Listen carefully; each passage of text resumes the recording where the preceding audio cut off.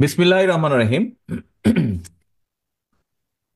31 দফা কর্মসূচির বাস্তবায়ন উপলক্ষে আয়োজিত আজকের এই আলোচনা সভায় উপস্থিত খুলনা জেলা মহানগর, বাগেরহাট জেলা এবং সাতক্ষীরা জেলার সকল জেলা পর্যায় থেকে, উপজেলা পর্যায় থেকে, ইউনিয়ন থেকে, পৌরসভা থেকে আগত বিএনপি সহ সকল অঙ্গ সহযোগী সংগঠনের উপস্থিত নেতৃবৃন্দ, আসসালামু আলাইকুম। মঞ্চে উপস্থিত নেতৃবৃন্দ, আসসালামু আলাইকুম। আমি প্রথমেই আজকের এই আহ, প্রশিক্ষণ কর্মশালার যারা এখানে ঢাকা থেকে গিয়েছেন, জনাব জবিউল্লাহ সাহেব, ডক্টর পাভেল সাহেব এবং ডক্টর মাহাদি আমিন, তিনজনকে আমি অত্যন্ত আন্তরিকভাবে ধন্যবাদ জানাচ্ছি যে 31 দফার বিষয়টি আমাদের এই সকল নেতৃবৃন্দের সামনে সুন্দরভাবে তুলে ধরার জন্য, এক্সপ্লেন করার জন্য। প্রিয় সহকর্মীবৃন্দ, আজকে সারাদিন আপনারা এখানে এই 31 দফা নিয়ে আলোচনা করেছেন। একটু আগে 3 জেলার দায়িত্বপ্রাপ্ত সভাপতি বৃন্দ যেই কথাটি বললেন, তার থেকে আমি যতটুকু বুঝলাম যে আপনারা সারাদিন এখানে সময় ব্যয় করেছেন। এখন প্রিয় নেতৃবৃন্দ, এই যে আপনারা যে সময় ব্যয় করেছেন, এই সময়টা আপনারা কেন ব্যয় করেছেন? আমার ধারণা, যেই প্রশ্নগুলো, ধারণা না মানে বাস্তবতা যা বলে, এই যে আমি আপনাদের সাথে কানেক্টেড হওয়ার পরে, যুক্ত হওয়ার পরে আপনারা আমার কাছে কিছু জিনিস জানতে চেয়েছেন। এর আগে নিশ্চয়ই ঢাকা থেকে যারা গিয়েছেন আলোচনা করার জন্য, তাদের কাছেও আপনারা জানতে চেয়েছেন। আমরা কি তাহলে ধরে নেব আপনাদের এই জানার পিছে কারণটা হচ্ছে এটাই যে আপনাদের কাছেও জনগণ জানতে চায় নিশ্চয়ই এরকম বিষয়গুলো, তাই না? এবং সেই জিজ্ঞাসাগুলো আপনারা আবার যারা যারা সুযোগ পেয়েছেন জিজ্ঞাসা করার, তারা তারা আবার মঞ্চে যারা নেতৃবৃন্দ আছে তাদেরকে জিজ্ঞেস করেছেন। এখন নেতৃবৃন্দ, এই যে আপনাদের জিজ্ঞাসাটা যদি জনগণের জিজ্ঞাসা হয়ে থাকে, জনগণের জিজ্ঞাসা হয়ে থাকে, তাহলে জনগণ আপনাদেরকে কেন জিজ্ঞেস করছে? সেটি জনগণ আপনাদেরকে কেন জিজ্ঞেস করছে? আমরা খুব সহজভাবে যদি চিন্তা করি, জনগণ আপনাদেরকে জিজ্ঞাসা করছে, খেয়াল করে দেখবেন, আপনাদেরকে যারা জিজ্ঞাসা করছে তারা যে সকলে বিএনপি বা ধানের শীষের ভোটার তা না। এমন অনেক লোকও আছে, এমন অনেক মানুষও আছে যারা আপনাদেরকে বিভিন্ন সময় বিভিন্ন বিষয় নিয়ে জিজ্ঞেস করেছে, 31 দফার বিষয় নিয়ে, এবং আপনি জানেন যে এই মানুষটি হয়তো ধানের শীষে ভোট দেয় না, কিন্তু তারপরেও সে আপনার কাছে জিজ্ঞেস করেছে। এরকম নিশ্চয়ই হয়েছে, আপনাদের সাথে হয়েছে না? এরকম ঘটনাও হয়েছে যে ধানের শীষে ভোট দেয়, বিএনপিকে ভোট দেয়, এরকম মানুষ যেমন জিজ্ঞাসা করেছে, তার বাইরের মানুষও জিজ্ঞেস করেছে। করেছে তো নাকি? আমার কাছে হয়েছে। আপ- এরকম কি হয়েছে আপনাদের কারো কাছে? ভাই থাকলে হাত তুলেন, আমি দেখতে পাচ্ছি তো যে বিএনপি করে না, কিন্তু এরকম মানুষ আপনাদের কাছে জানতে চেয়েছে, ভাই 31 দফার মধ্যে এই নাই কেন, বা ওই নাই কেন, বা এটা সংযুক্ত করেন, বা এটা কি হবে, নিশ্চয়ই জিজ্ঞেস করেছে। তো সব ধরনের মানুষ যখন কম বেশি জিজ্ঞেস করছে, কেন জিজ্ঞেস করছে? কারণ মানুষ কিন্তু বিশ্বাস করে যে আচ্ছা ঠিক আছে, সামনে ইনশাল্লাহ নির্বাচন হলে বিএনপির সবচেয়ে বেশি সম্ভাবনা সরকার গঠন করার, মানুষের সমর্থন নিয়ে। বিএনপির সম্ভাবনা, বিএনপি নামক যে রাজনৈতিক দলটি, এই দলটির সম্ভাবনা সবচাইতে বেশি সরকার গঠন করার। এবং সরকার গঠন করলে এরাই মানুষের জন্য এবং দেশের জন্য কিছু করতে পারবে বলে মানুষের সেই আস্থা বা বিশ্বাসটা আছে।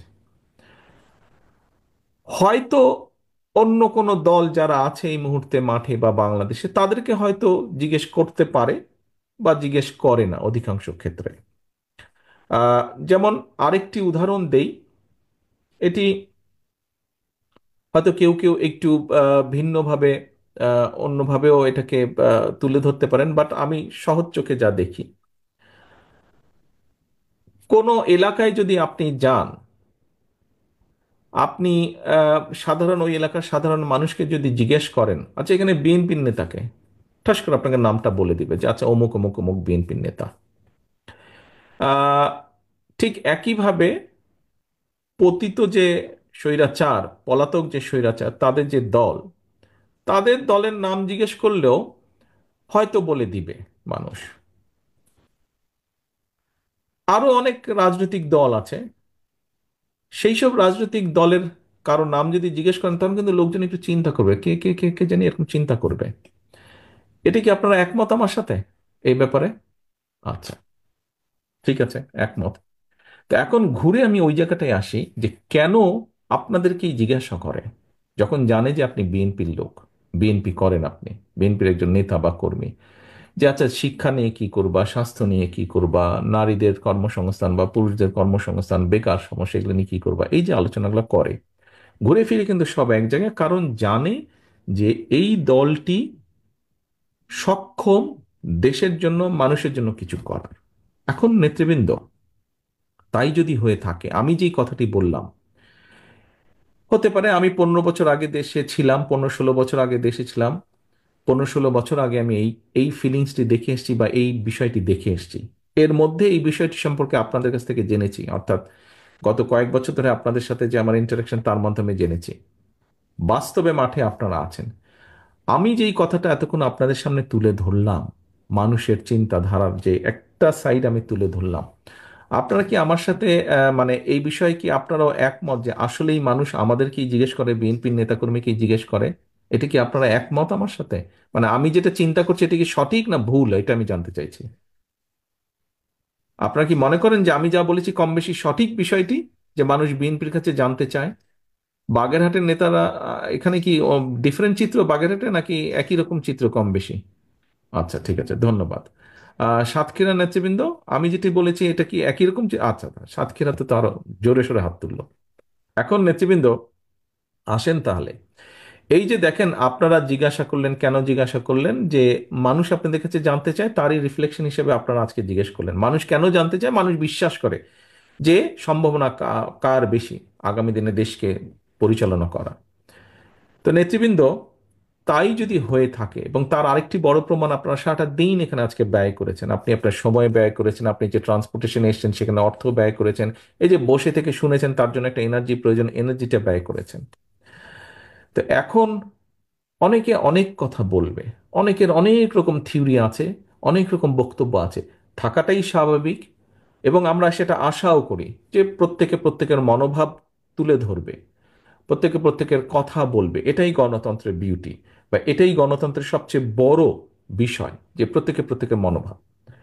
কিন্তু প্রিয় নেতৃবৃন্দ, দিন শেষে কি, দিন শেষে কিন্তু একজন বেকার জানতে চাইবে তার বেকারত্বের অভিশাপ ঘুচানোর জন্য আপনি কি পদক্ষেপ গ্রহণ করছেন বা করতে চান। আপনি, একজন বাবা মা দিন শেষে জানতে চাইবে যে তার সন্তানের লেখাপড়ার ব্যাপারে আপনি বিএনপি হিসেবে, দল হিসেবে সুযোগ পেলে কি পদক্ষেপ গ্রহণ করবেন, যে তার সন্তানের লেখাপড়া সঠিকভাবে হবে, এই ব্যাপারে কি পদক্ষেপ গ্রহণ করবেন। একজন পরিবারের বাবা মা বা পারিবারিকভাবে প্রত্যেক পরিবারের সদস্য জানতে চাইবে যে তাদের জন্য, তাদের চিকিৎসার জন্য বিএনপি নামক দলটি কি ব্যবস্থা গ্রহণ করবে যদি তারা দেশ পরিচালনার সুযোগ পায়।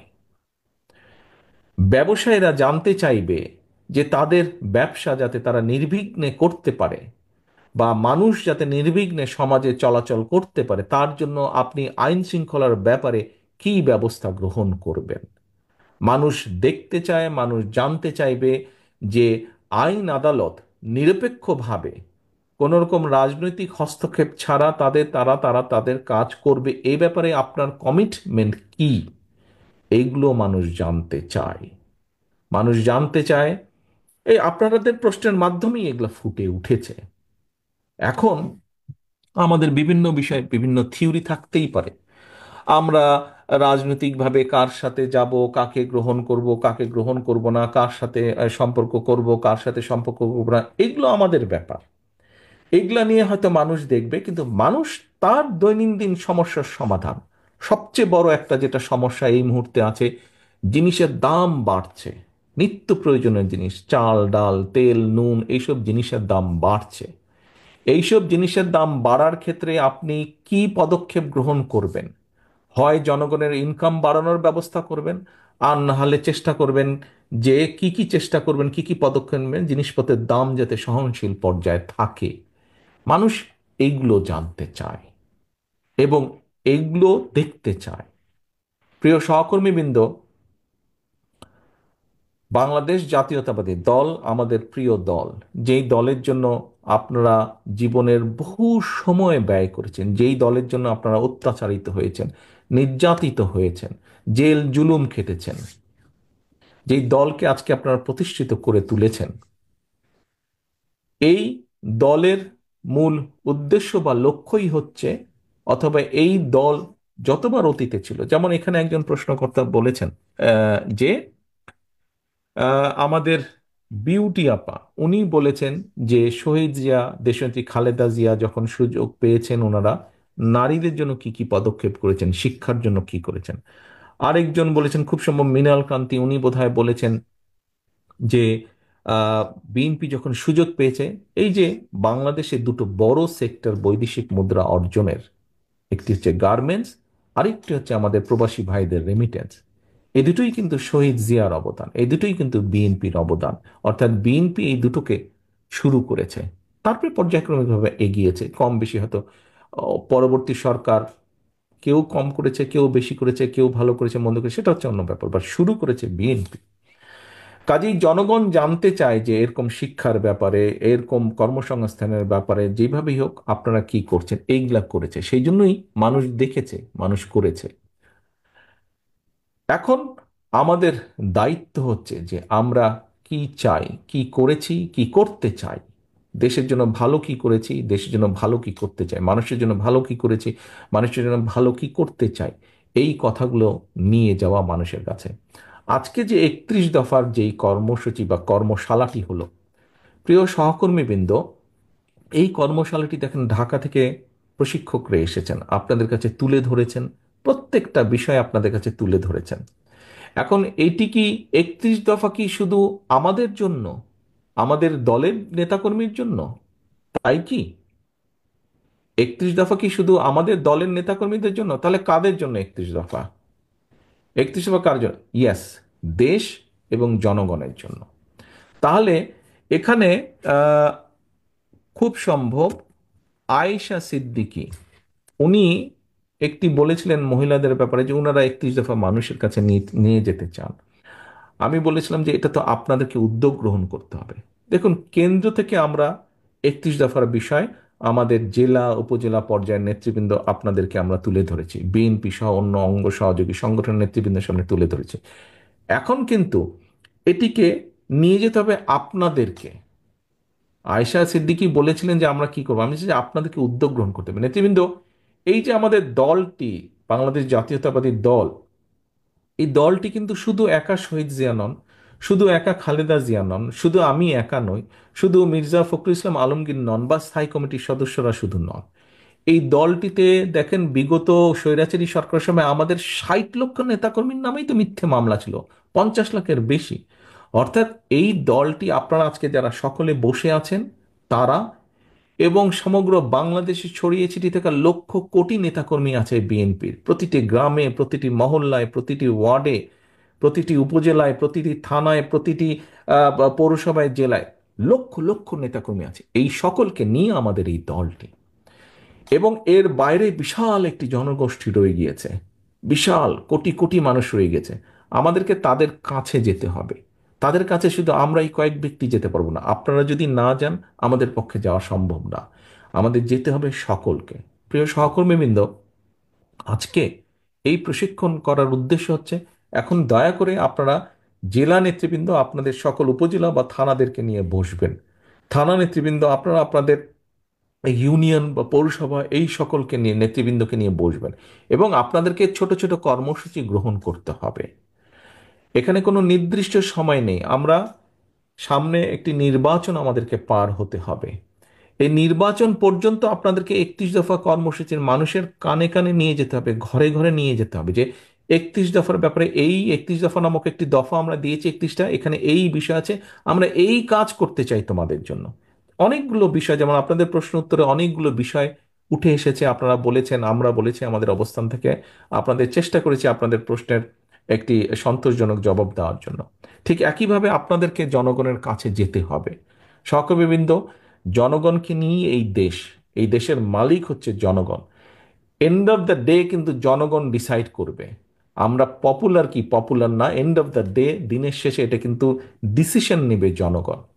কাজেই বক্তৃতা বিবৃতিতে মাঝে মাঝেই আমি একটি কথা বলি, জনগণের সঙ্গে থাকুন, জনগণকে সঙ্গে রাখুন, জনগণের সাথে থাকুন, জনগণকে সাথে রাখুন। প্রিয় নেতাকর্মীবৃন্দ, আমরা রাজনৈতিক দল, এখানে উপস্থিত প্রত্যেকটি মানুষ আপনার রাজনৈতিক কর্মী। আপনি একজন রাজনৈতিক কর্মী বা একজন রাজনৈতিক নেতা হিসেবে আপনার পিছনে যদি পাবলিকই না থাকে, তো আপনি কিসের রাজনৈতিক নেতা, কিসের রাজনৈতিক কর্মী? আপনার পিছনে যদি পাবলিকই না থাকে, ও আর নাম সর্বস্ব নেতা আপনি হবে, তো লাভ আছে কোনো ওরকম হয়ে? ওরকম হয়তো কোনো লাভ নেই। আমাদের একজন রাজনৈতিক কর্মী হিসাবে আমাদের সবচেয়ে বড় সার্থকতা কি? যখন এই যে আপনি ঘর থেকে যখন বের হন, আপনি ঘর থেকে বের হয়ে ধরেন আপনার নাম হচ্ছে গিয়ে হিরণ কুমার। তো হিরণ কুমার কি আপনি একা শুধু? হিরণ কুমার কি আরো শত শত হাজার হাজার হিরণ কুমার নাই? কিন্তু খেয়াল করে দেখেন তো, হিরণ কুমার হিসেবে আপনি যখন বের হন, মানুষের সম্মান বা সালাম আপনি যেটা পান ঘর থেকে দিনে বের হওয়ার পরে, আপনার মতো অন্য হিরণ কুমার যারা আছে তারা কি পাচ্ছে সেটা? তাদেরকে হয়তো কেউ চেনেই না। কিন্তু আপনি কেন পাচ্ছেন? আপনি এই জন্য পাচ্ছেন যে আপনি এই দলের একজন নেতা, সেই জন্য কিন্তু আপনি সম্মান পাচ্ছেন, মানুষের 10টা মানুষের সালাম পাচ্ছেন। এখন ভাই, এখন ভাই কথাটা হচ্ছে যে 10টা মানুষ কেন সালাম দিচ্ছে? 10টা মানুষ সালাম দিচ্ছে যে আপনি বিপদে আপদে হোক বা তার ভবিষ্যৎ নিয়ে আপনি কাজ করেন, চিন্তা করেন। কিন্তু আপনি যদি এমন কিছু করেন যেটা তাকে আঘাত করবে, দুঃখ দিবে, আপনার পেছন থেকে সরে যাবে, আপনার পিছনে এখন আপনি সালাম পান, আপনি বের হলে মিছিল করলে সে এসে মিছিলে হয়তো অংশগ্রহণ করে, হয় মধ্যে থেকে বা পিছনে থেকে একজন সমর্থক হিসাবে। কিন্তু আপনি যদি এমন কোনো কাজ করেন যেটাতে সে আঘাতপ্রাপ্ত হবে, সে কি আপনার পেছনে থাকবে? সে কি পাবলিকটা আপনার পিছনে থাকবে? সে যদি না থাকে তো আপনি কিসের নেতা? আপনি কিসের নেতা? এবং এখন কিন্তু মানুষ অনেক সচেতন। এবং সহকর্মী বৃন্দ, আপনাদেরকে আমি একটি কথা বলি, এটা ব্যক্তিগতভাবে নিবেন না। কথাটি হচ্ছে, দেখুন, আহ, মানুষ আমাদের উপর আস্থা রাখতে চাইছে, আমাদের উপরে অর্থাৎ বাংলাদেশ জাতীয়তাবাদের উপরে। মানুষ অর্থাৎ দলমত নির্বিশেষে সাধারণ মানুষ যারা ভোটার এই দেশের, তারা বিএনপির উপরে আস্থা রাখতে চাইছে। এই আস্থা যদি নষ্ট করার জন্য কেউ কোনো কাজ করে, এমন কোনো কাজ করে যেটাতে আস্থা নষ্ট হবে, তাহলে ভাই তাকে তো আমাদের পক্ষে, আমার পক্ষে টানা সম্ভব না, টানবো না আমি তাকে, তাকে শেল্টার আমি দেব না। এখানে দলকে স্বার্থপর হতেই হবে।